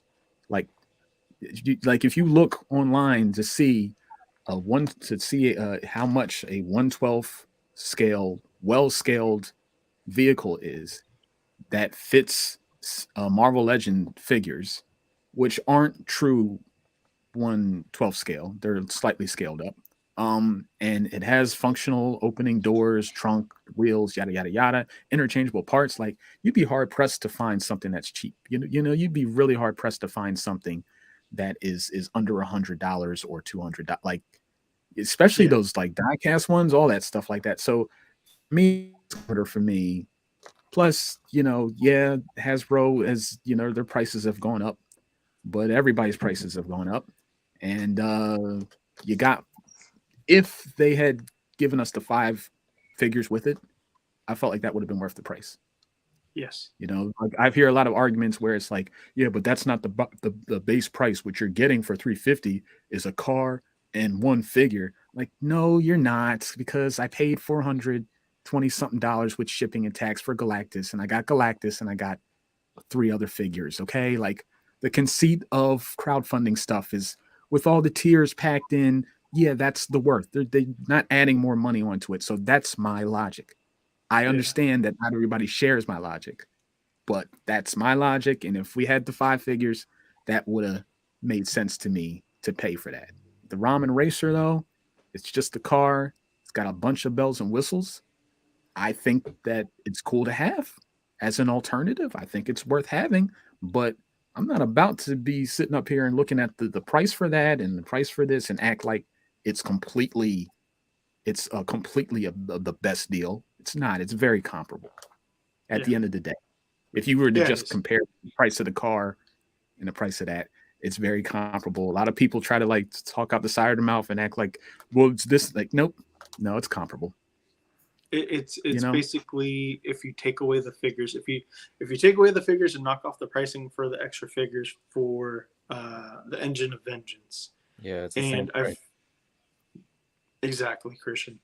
And I feel like people use that shit as an argument if they like what they see, or if they dislike. They use it as a plus, like, oh, look at all this other shit that we're getting. Like they see it as an added bonus. Or if they don't like what they see and they're like, oh, that doesn't even make sense because, as you said, it's not on the base entry. You have to sell X amount and then unlock it and X what, people just use the information or the argument So their particular argument, whether they're for it or against it, they hit the 1,000 backers, the first initial 1,000 backers. For the first 1,000 initial backers, they were also going to be getting the flame head, quote unquote. We all know it's Robbie Reyes. So cool. New features have been added or unlocked. Improved seats, surface texture depicting leather. That's pretty dope. Individual wheel suspension. That's pretty dope. Wheel can now be removed via screws for future upgrades. Full interchangeable wheel brims. Previously was only change out for brims. So now you could change out the wheels as well. That's dope. Trunk hood now made interchangeable with future upgrades. Headlights now has removable covers for open or close option via full removable of front grille accessories or access. Sorry. Further lowered flooring to allow the slightly taller figures. Embedded window, down door window within car door. So I'm guessing the window could go down. CB antenna included exclusively with Tiger Orange. So do you think it's gonna have a little handle that you have to like crank around? Like, nah. I actually don't think. Yeah, I think they actually addressed that in the live stream. I don't think that that's going to do that. It's probably going to be something where you got to, push it down. Push it down, right? Yeah. It could have like one of those little, like the Wolverine claws, a push that's, up. That's essentially what I was saying in my head, like a little slot. Yep. Yeah, that'd be cool. That'd be the cheapest way to do it. Mm-hmm. So, yeah, I mean, I was in for this. I think the little handle would be hilarious, though. So here goes the two. Kind of like the Dukes of Hazzard type of looking car, Yeah. And then the Ghost Rider one. I mean, you don't have to exclusively use it as Ghost Rider, but you can. I mean, I know that it's definitely there. You could definitely use it for Blade or Dom Toretto, whoever, whatever you want to use it for. The other thing, I don't think people know how to read this properly. We're going to talk about shipping. Yeah, I don't think people know how to read this properly. So just for any clarification for people that may not know how to read this properly, for the shipping. So there's option 1 and option 2. Option 1, this is like priority shipping, 1 day, 2 day type of service. So you're going to be paying a premium. I don't know why they don't know how to read or interpret this information properly, but it literally says express there. And they were like, why is it 120? And then local delivery, I'm not local to where you guys are at. And it's like, no, dude, like local, that just means like USPS or whatever other like smaller delivery courier services that they have. That's going to take like 2 weeks to get to you. If you want to pay for the, quick 1 to 2 day, it's going to be 120. Local delivery is 50. I'm doing local delivery. I'm doing $50. I'm going to wait the 2 weeks. I don't care. I'm thinking it's going to be more like a month. No, local delivery is, dude, if Ami local delivery is 2 weeks. Oh, I mean, I've gotten Ami delivery before, and it's taken up to a month, depending on what I'm getting. But I've never had that happen to me ever. You're lucky then. Yeah, because you live in the Bay Area. You're like right there where they drop everything. I guess I don't know, but yeah, I mean, this is just the early on stuff that they were showing, the sizes, the renders. I'm definitely all for it, and I put my money where my mouth was. So, yeah, I think it looks good, and like I said, I found value in the HasLab. I find value in this, and it's like all the arguments, like you were saying, it's almost as if it's subjective. It's almost as if there is no one, metric that we all live by. It's almost like we all have different, amounts of money in our wallets and different, tastes in products that we buy. So just fucking do what you want. Yeah. And maybe let's stop shaming each other for stupid, childish bullshit. I don't know. That's just my take. I don't know. Definitely that. It's a novel take. Do you guys know the other vehicle, what the page is called? I'm sorry. I don't remember. Oh, Odd Frog. Is that what it is? Odd Frog? Yeah, Odd Frog. Yeah, you're right. Yeah. Okay. Is this the one that ended up being... Is it Odd Frog Entertainment? Yes. Yeah. Okay. So there's the other one that we were kind of talking a little bit about. That it is somewhat similar.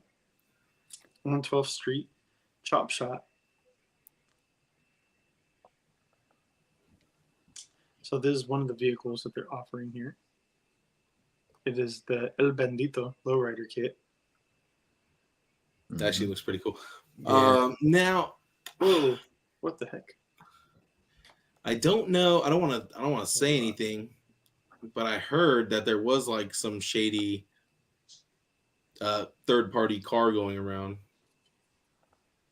Really? But I don't remember the whole details, so I'm not going to say too much. I'm not going to throw any accusations around, but I think I know what you're talking about. Like in regards to them, I think they were making something for another guy, and that guy just kind of dipped. He just kind of fell off the face of the earth and like kind of did them dirty and left them high and dry. So these are the guys that were making the car, designing it. Okay. Yeah, and now they're doing their own thing apart from that guy. So they got done dirty then. Yeah, they got done dirty, and as a result, to save their credibility, they're like, well, no, we're going to take this thing that we wanted to do. And actually, I think what are you doing, bro? I don't know. You have to pull up your credentials and shit, bro. You better watch it out. Right? Dude, I don't know why. Like, my company's Wi-Fi keeps on trying to jump in. I'm not sure why. It's so. I didn't know what. Watching you, bro. It's like, what are you looking up on there? Matt, I might need you to take over, bro. I don't know why. Like, my what do company's you Wi-Fi want me to keeps do? on Run the slide, or what do you got? Just pull up the stuff from Okay, the I got off you. frog thing. Well, I need to pull it up really quick on mine. So let's talk about something else while I do that.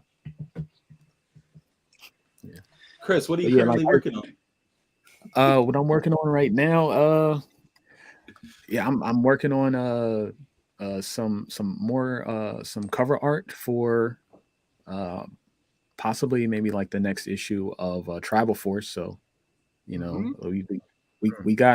got the first issue locked down. The Kickstarter was successful. So really happy about that. Yeah. I saw the finished pages. They look awesome. So yeah, I can't wait for the book to get into people's hands. It's looking really good. So I'm working on a few extra covers for that, and some cover art for some other projects that are going to be coming out later. So yeah, some fun stuff. Man, I hope you come to a California type con, so I could get you to sign. After Tribal Force drops and I get it. Yeah, not till after it drops. So don't come in. So I could have you sign it and stuff. Yeah, I think I may there's a chance I may be getting some comps that I'll make available in my stores signed. So that'll be another avenue to ship it directly to you. The avenue to get it. So you better be lucky, Gil, and get in there. Yeah, I know, right? So what did you want Chris, me to let me share? know when it goes live. Let me know when it goes live. Gil, what did you want me to share? It was Oddfrog. Just so we can kind of go. Oh, you just want me to share that? Okay. Yeah, just share. I thought you wanted me to share something from the files or something. I don't have anything in the files. No, yeah, just that's dope. All right. I got to reach out to Gene and John to have them give us an update for the Tribal Force and stuff like that. Just I know that John's been shooting with reservations and everything like that. I think he's on. I think he's on scene filming right now, if I'm not mistaken. Right, Christian? Yeah, I think he is. Right. Well, I know right now he's chilling this weekend, but I'm sure he's going back probably this week to start working. I'll reach out to Gene and see if anything. Maybe we could have you back on, Chris, with Gene. The two of you guys could give us an update. Rather than don't want you to give us too much with with maybe they don't want something said or whatever. So I won't pry too much. Ain't nothing. All right, yeah. So this is the other alternative, kind of if you want something for your quote unquote, if you want to do a Robbie Reyes, they're not offering anything as far as a head that could be used, but dude, as far as the car is actually pretty badass. 1/12 scale. You can pretty much do it up and use it however you want. I mean, your limitation is your imagination. Yeah, they got the prototype out there. They got the box art done. I think they have some plans to you know, have accessory packs of their own. Yeah. You know, and I I want to get both. And like I think like the price for this one is 185. Yeah. Which I don't think is bad. Is I think in the US they're not charging shipping, and they're not actually charging, like these are non-chargeable pre-orders. So that's a good thing about them. They're not paying, they're not going to charge you until they meet their MOQ. They're not charging anything until they meet the X amount that they want to get. So you don't have to come out the bank right away for this one, and it's staying that price. You know, yeah, because the other ones you have to pay now, yeah, and after May, I think 7th or something like that, it goes up to 200. Because right now it's 175, and I think after that May 7th deadline is 200. 250. Oh, it's 250. Yeah, 250. Damn. Well, if you want to pay less than Hasbro, you better get in there now. Yeah. This is what I mean. Like, it only makes sense with the Ramen Racer if you get the early bird. If you go and get the other one plus the packs, like even like the Inferno pack, if you want to get an approximation of the Engine of Vengeance, which from the creator's words themselves, he said he created this not to rival it or rustle any feathers, but like he created it for those who missed out on the Engine of Vengeance. Those were his words. So what that means is that we can honestly compare, and like, you know, this approximation of that. If you want that approximation of the Engine of Vengeance, you got to get the Inferno kit. You got to get the other kit that with the extra rims and everything, and then and the supercharger and all that stuff like that. You got to get all that stuff. Those are $11 each. Yeah. With the early bird, after that, they're $15 each. Yep. You know, so you do $15 times 2, that's $30 plus the 250. You know, plus $50 shipping. You know, so I'm just saying it's ain't that far off, and you're not getting any figures. Yep. So it only makes sense with the early bird, and that's limited. Yeah. But with this one, I think, you know, like I like that we have all these options. I think it's a good thing. Like I'm not knocking any of it because I want to get both of them. I want to get both of them, and I want to do a comparison video. Like I want to see what's up. And what would have been great? GTA in your room, man, all these vehicles. I have no plans whatsoever for like I don't know what's gonna happen with the space, and because I don't see nowhere where this stuff can go. I haven't seen what drawings come out of that. Yeah, that's what I'm saying. I want to do a video. I want to do a YouTube video where I review them, and then maybe I'll do like a racing pinup or something. Oh shit! Where I have the Ramen Racer in Engine of Vengeance mode with Robbie Reyes Ghost Rider in there, and then Blade in the other one. Ooh, and then you need one of those waifu girls on the hood, like doing like, you know, centerfold. I mean, as fast as these things are going to be going, that waifu is going to be flying off the hood. I don't know. You can use the skinless woman from Hellraiser. Oh, that's going to be a different type. So yeah, okay, you want to go all in? I see. Take it all the way to hell. maybe. But like, yeah, I think that these are like cool alternatives, and I think it all offers value. And I think the more variety, there's more competition in the marketplace, then the better for everybody. You know, absolutely. You don't got to get none of these. You can get all of them. You can get one of them. Yep. It's like why are we fussing like? Yeah, like why is there in the community, in the collector community, like why all this, you know, craziness? Like I just don't understand it. And I'm sorry, I am of the opinion that a lot of these YouTubers are like, you know, kind of monetizing collectors, you know, resentment of Hasbro and all this stuff like that. They're capitalizing off of that to, you know, and they're stoking the flames, you know, because it's profitable for them. And that doesn't do anything for us. It's like we kind of need to wake up to that a little bit, I think. And you know, that's just my opinion though. Like, try to support the people that are giving us these awesome toys instead of tearing them down. Exactly. Yeah. Like it's about prioritizing what the energy that we're putting out, right? Like what's going to feed our community the best, what's going to bring about the best results, like, the vitriol and like the exclusionary, tactics and language, or, focusing on like the kind of and recognizing our power as consumers to do and get what we want and say no. Like maybe some of these people are mad because like you recognize that you're kind of, you are beholden to Hasbro. Maybe you're mad because you do feel beholden to Hasbro, because you do feel stuck by the company, because like you're endorsing it and you don't know how to break away and say I'm done. Like this is an ex-girlfriend that you can't get away from, and like you're mad, but you're still stalking her IG and stuff like that. Like, come on now, like what are you doing?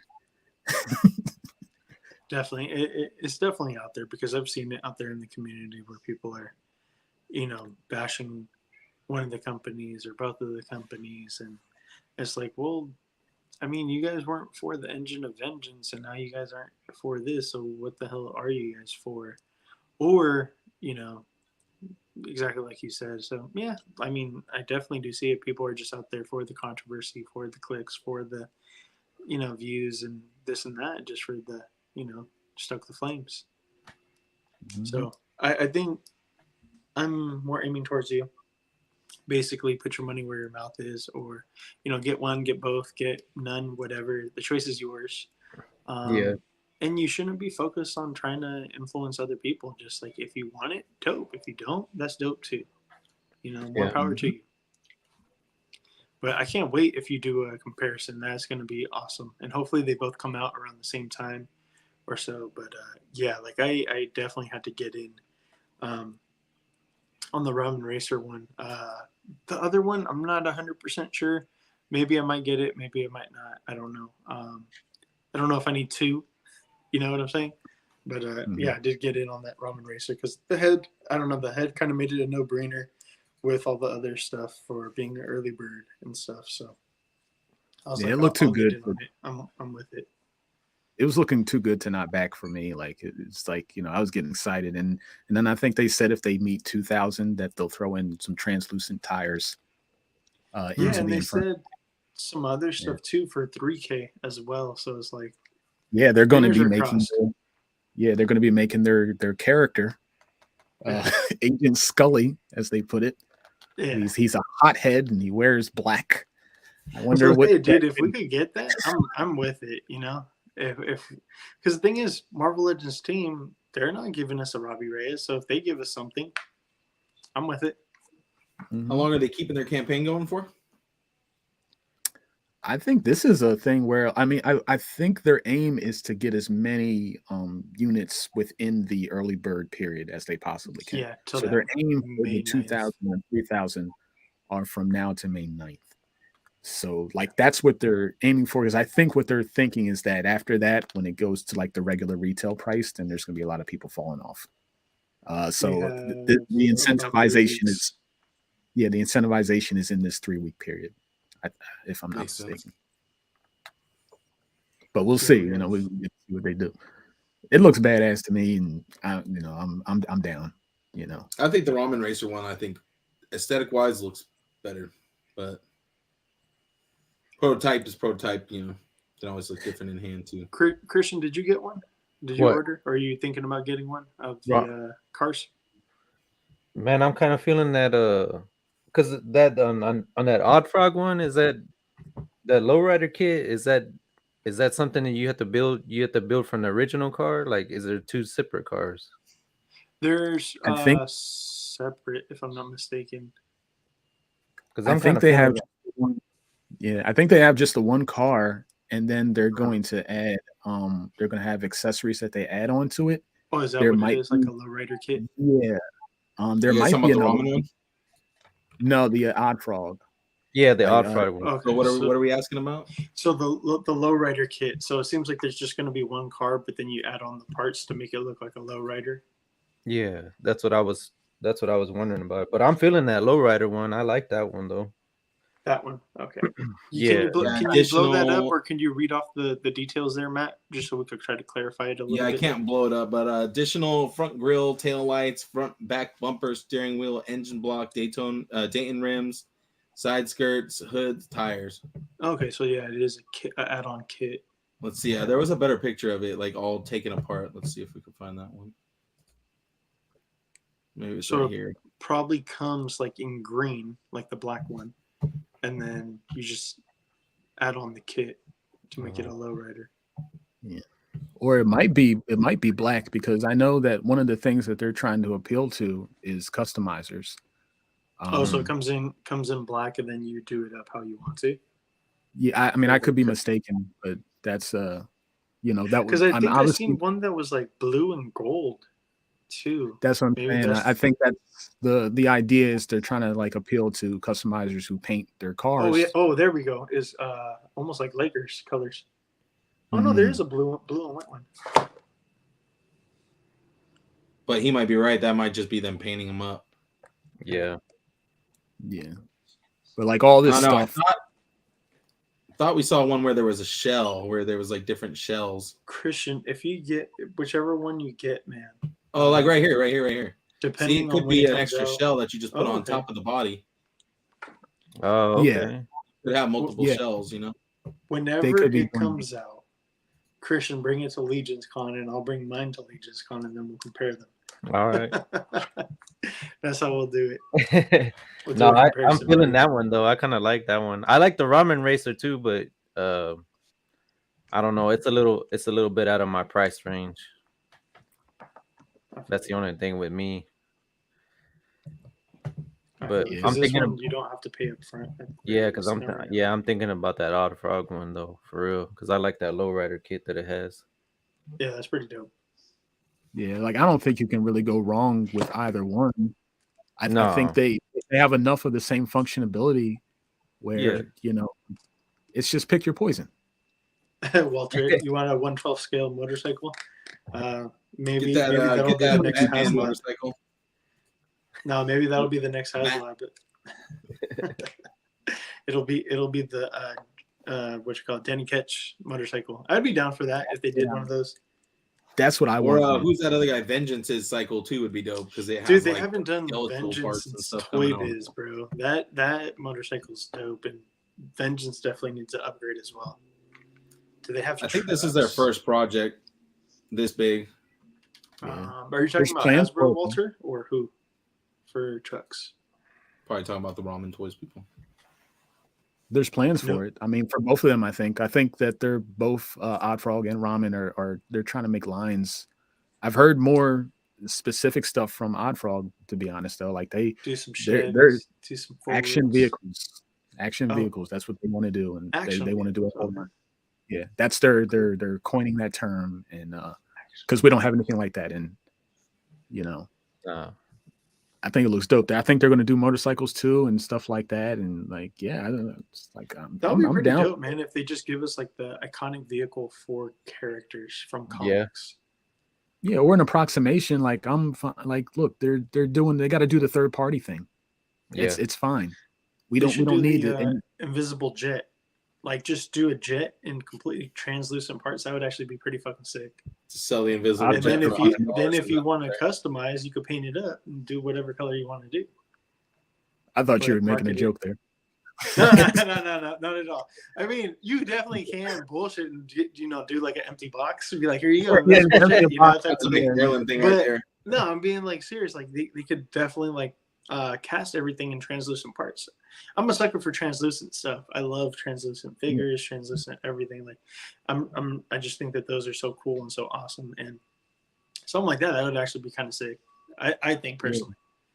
And call it like the stealth jet. Like it could be a stealth jet. Like you don't have to call it invisible, because like it's in stealth mode. Yep. Yeah, that'd be kind of dope. You could make the Lawmaker, lowered muscle truck. Oh, that would be Batmobile. Cool. If they did. Blackbird. Yeah, but we overdue for a Blackbird. Glow in the dark jet. Oh, dude. Oh. Had they done that, I bet you that would have. If that was a HasLab, that would have been done. Yeah, I'll tell you where I think they messed up with the engine of Vengeance. I think I think they lost before they even began, because I don't know if you guys remember, they put out this little blurb for like the tease of, what is it, like the 50th, the 60th anniversary of Ghost Rider. That's why all this stuff was coinciding. They did the retro card of the re-release of the Johnny Blaze. Yep. Okay, all this stuff was lackluster. Like when we heard that, we're like, oh, we're getting the Danny Ketch, we're getting some motorcycles, we're getting some updates, stuff like that. Then they do the Robbie Reyes, which he's cool, but he's not a marquee character. Yeah, he's not known. You know, So he's only popular, unfortunately, to like most people. Like honestly, like I feel like you got to be like a person of color to respect him and to appreciate him, because most people that grew up on traditional Marvel, they're like, that's not my Ghost Rider. It's Johnny Blaze and Ketch, which I completely understand. There's nothing against that. But for me, like my favorite Ghost Rider is, Robbie Reyes, because he's also Latino like me. So I'm just like, that's my thing. I love Ghost Riders though. Robbie Reyes sucks ass. Fuck you, Walter. I have a Ghost Rider tattoo over half my torso. I was like, Burger Reyes. I love you, Walter, but nah, don't be giving my boy Robbie Reyes any flack, bro. They said in comics, man, he is the most powerful Ghost Rider that there is. Cosmic level. No, I love this run. Multiversal. I love this run in the comics. Like I read that and I love the artwork too. It was super psychedelic and crazy, and it was like the perfect, like it breathes life into the Ghost Rider IP in my opinion. But like you said, not true. Not true. Not only because the card, dude. You can say the same about traditional Ghost Rider. The only cool thing about him is the skull and the bike. Like, of course. Like that's Walter, just to let you know, Robbie Reyes brought a celestial back to life and used that as his vehicle. I'm just saying, the motherfucker brought a celestial back to life and piloted him like a fucking Gundam. Yeah, that's dope. That is insane. That's like the best aspect of Ghost Riders to me. Like where they can imbue anything that they ride or get on, dude, and turn it in. What is it? The 1 million BC or whatever? The mammoth, the woolly mammoth one, dude. That was so awesome. So badass. So awesome. Yeah, but yeah, like if the HasLab would have given us Robbie Reyes and like give us 2 or 3 extra tiers and make them Danny Ketch. Yes, that's what I was gonna say. A traditional. Don't give us Johnny Blaze. Danny Ketch bike. Old school Ghost Rider with the white one with the horse. The cowboy version. I can't remember what the fuck his name is. And Mephisto. And Mephisto at the end. Like, oh, did you say Hex, motherfucker? I said Jonah Hex. Oh, like, get the fuck out of here. Oh, you lost your geek card. Give that back. Give it back. He's yeah, that's the one. Walter, we ain't talking about no DC. Get that DC mess out of here. Robbie Reyes did throw it with the Hulk. He did throw hands with the Hulk. Danny Ketch and Johnny Blaze. Yeah, they're great. Ketch motorcycle, he needs a redo. Definitely. Yeah. And then exactly like you were saying, like if they did anybody buy that Mezco Ghost Rider? I did not. Nope. I thought I did, but then I looked at my account and I guess I never ordered it. I was like, okay, well, maybe I dodged it. That's not the bike I want. That's not the bike. We'll see if you can sit on that bike properly. The bike I want is the Danny Ketch one. That one it's iconic. That is an iconic motorcycle. It's so iconic that was the bike silhouette on the retro card of the Johnny Blaze Ghost Rider. Yeah, exactly. Like that's how iconic it is. To be honest, in the 90s. I didn't even know that was Danny Ketch when I was younger. I thought it was Johnny Blaze. I did not even know. I didn't even know that there was multiple different Ghost Riders. I was like, oh, what the fuck? That's not something I learned until like I was like 13, 14. When I was younger, I thought it was only like one Ghost Rider. I was like, oh, cool. Okay, wears different outfits and looks different suits, just like Wolverine, different suits, just like Spider-Man and everybody else, different suits. Cool. And then little did I know, fucking it was different, writers, different hosts. I was like, oh shit. Mm-hmm. So yeah, that's what we need though. I think that's where they dropped the ball, and then everybody was already mad at Hasbro, and then they didn't meet our expectations with that. So they had that hanging over it, and then and then they did horrible with the marketing and the tier releases. Like they just did horrible with that, and then it got all the animosity, and it wasn't fun anymore. And it definitely was not. That's why I dropped off. Like, okay, I was like, oh, clearly they're gonna, that first tier, clearly they're gonna just give us an extra human Robbie Reyes head. They're not gonna waste time giving us another figure that's just a civilian Robbie Reyes and make that be an early bird thing that has to meet extra so they can, you know, sit pretty with X amount of, you know, clearly they're not gonna, and they do that, and it's like, no. Yeah, that's why I ended up pulling out, because I was like, this thing isn't gonna get fucking funded. And I pulled out after a week, because like I like within the first like 15 minutes that it was live, I was like, oh, I'm gonna back this shit. And after a week, I was just like, man, I was just like seeing the community go up in flames. I was just like, fuck this shit. I'm backing out. It's not gonna ever get done. You just helped it burn, didn't you? No one is gonna watch it. We're complicit. Get the fuck out of here. Ernie Reyes Ghost Rider. Ernie Reyes Jr. No, nobody wants a fucking 4'2" fucking Ghost Rider, dude, riding a goddamn tricycle. Scooter Ernie Reyes Jr. would whoop my ass if he heard me say that shit. He would, dude. Don't kick you right in the face. I know. Be careful. That's funny as fuck. All right, guys. I think this is a pretty good spot to end it. It was fun. Chris, is there anything else that you'd like to highlight or talk about real quick? Plug yourself. Let them know where they could. Yeah, I guess just, you know, like seed up art on my fucking Walter, I swear to God. Yeah, it's you know, you literally Google seed up art, you'll see all my stuff there. You know, seed up art everywhere. Instagram, Twitter. I have a Facebook art page, seed up art, the art of Chris Williams. And of course my site, seedupart.com. Pretty much anything that you want to get from me, go there. You want to commission, you know, send me a message through my commission price list. And you know, I try to respond pretty quickly, and you know, I'm pretty fair and negotiable with my prices and all that good stuff. And yeah, just, you know, come holler at me wherever. You can only negotiate so much with art like that, though. So. No low ballers. I already do that. There's so many people that like just be getting on my ass about that. Like, just like, yeah, they're so mad at me. Yeah, Gil's like, what are you doing? No, that's why would you charge it? Like, yeah, I know. I just want to draw.